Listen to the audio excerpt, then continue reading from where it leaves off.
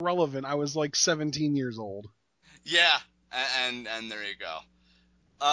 So next up, Big Show comes out because he's scheduled for some kind of a match, but we don't really get to know who his opponent is right away because Stephanie McMahon comes out. And pretty much she's trying to goad Show into abandoning Team Cena. Says, look, you've always listened to these people, and that's always where you've gone wrong, Show. Listen, I know you've always wanted to be the guy, the man, the name on the marquee. You've got to understand, they don't decide it like you've been believing all this time. The authority decides it, and I'm going to prove it. Because if you walk away right now, you will make a momentous moment happen. We're going to give you a 2015 Hall of Fame spot while you're still an active competitor. She calls it a giant honor for a giant man.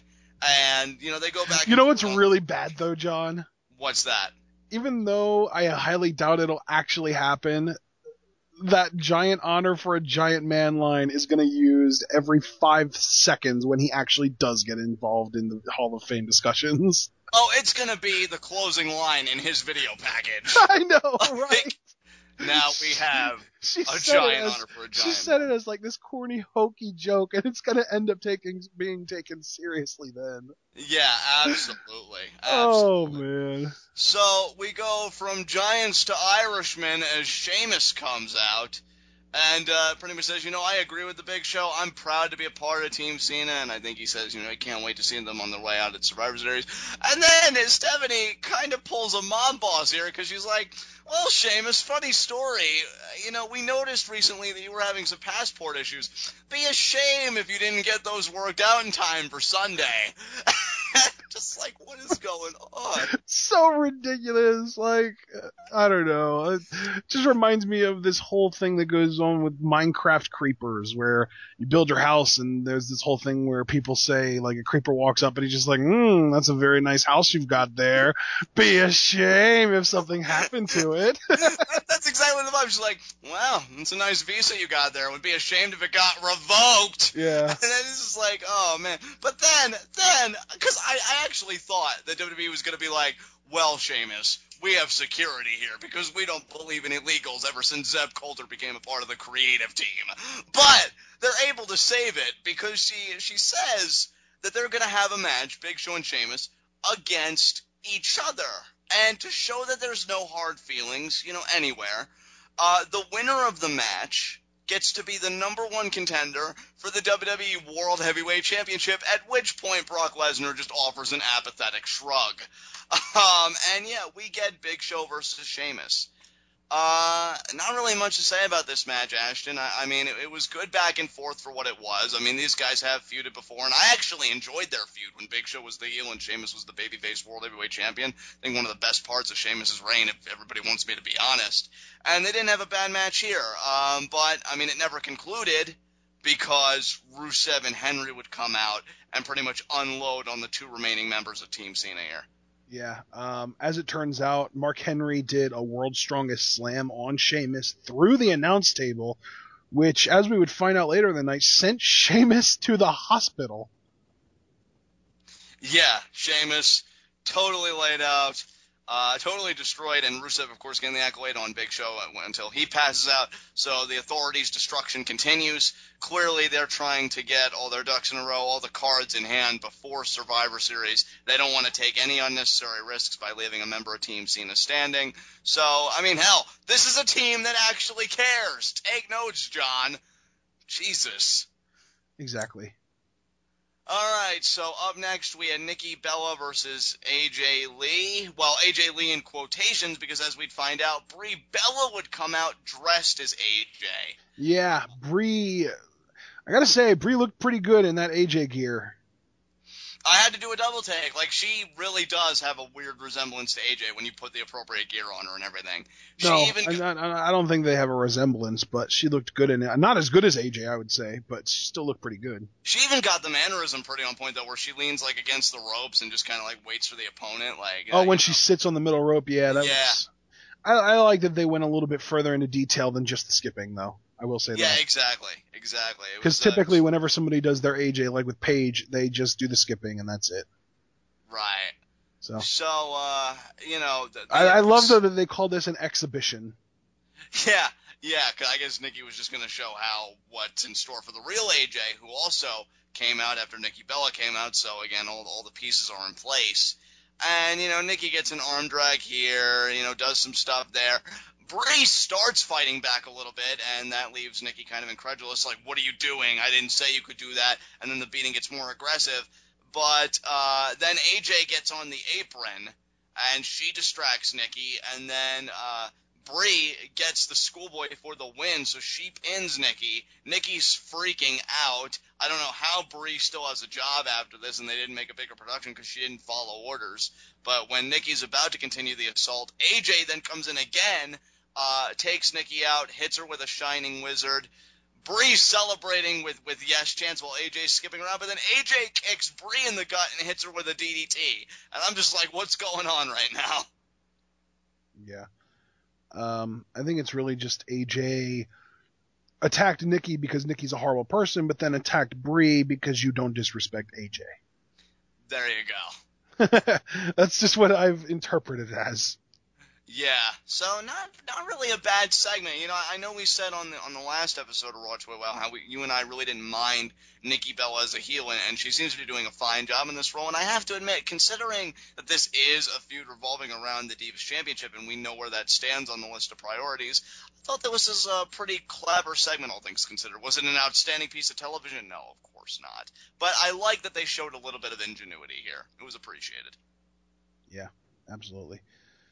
All right, so up next we had Cena approaches right. Actually, no, you know what? Up next we had a Big E vignette for A New Day. Yes, we did. Pretty much says that we won't stop pursuing a new day until we claim the new day, and he really channels his inner preacher like he did a little bit when he was babyface feuding with Rusev. Yeah. We see that again here. Except in this context, I felt like it did work. I enjoyed it. I was a bit surprised, to be honest, that after when they said a new day is coming, I was expecting to flash at the bottom next week and then the Raw logo. So maybe they won't even debut together next Monday. Maybe the Monday after next we'll see them. So, but I think it's only a matter of time at this point. Maybe they'll debut at Survivor Series. Maybe. I mean, that's always a possibility. We'll have to see how it all shakes out. Yeah. We only have one 5-on-5 set up. Maybe we'll get another one with jobbers in it. Maybe we will. Because this card I don't think is completely filled out yet. So it'll be interesting to see what SmackDown has to say, because that should really complete the card. And then, of course, it's Survivor Series this Sunday. So it's all going to shake out then. I don't know if you've heard the rumor or not, but there is a very distinct possibility that we will get oh, crap. No, that can't happen now because Harper's the Intercontinental Champion. Never mind. Yep. There you go. But then, because of that, you have to wonder if Cesaro and Tyson Kidd are going to have a match, if maybe they'll be a part of a 5-on-5, just a secondary one. That would be pretty cool. I'd like that. Yeah. Yeah. All right. Yeah. Okay, that's enough.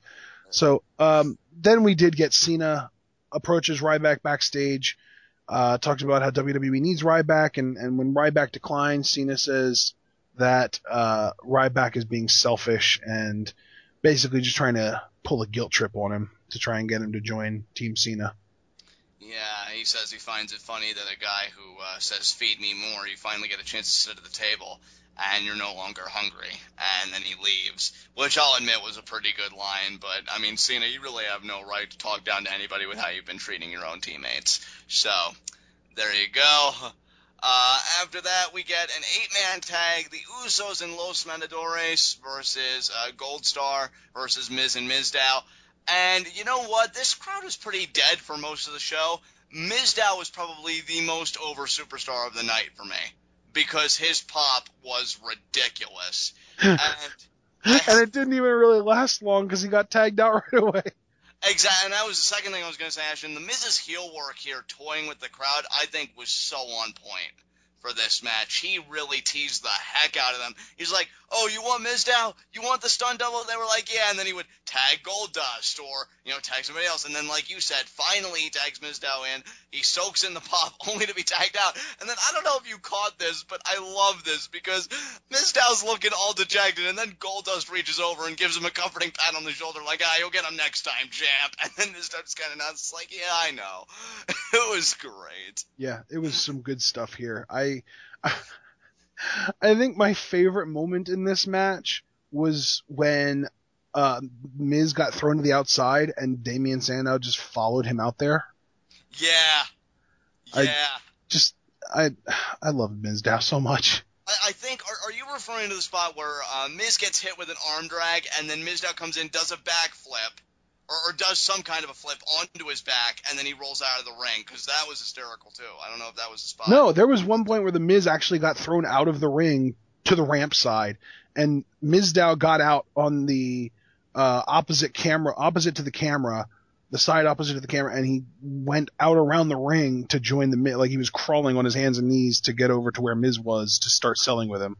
Yeah, now I think I know that was great. And then, of course, like I said, that whole arm drag bit. Like, Mizdow really stepped up his game here in this event. Like, he did some new, put some new nuances into the performance, which I thought was wonderful.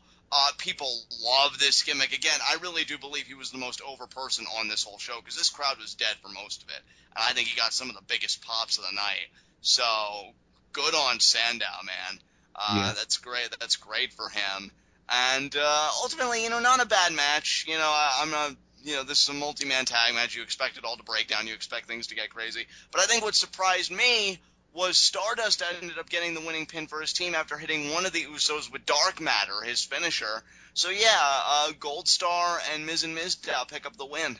Yeah. And this was shocking, in my opinion. Oh, yeah, I did not expect this. I totally thought the babyfaces were going to get the win before Sunday. I mean, maybe they will in a return match on SmackDown. The more I think about it, the more I realize it shouldn't really have been shocking because it was the tag team champions that ended up getting the pin. True. But then when you figure that they got the pins off the Usos, but then again, as I told you in one conversation, it seems like Gold Star has the Usos number. So, yeah, it continues.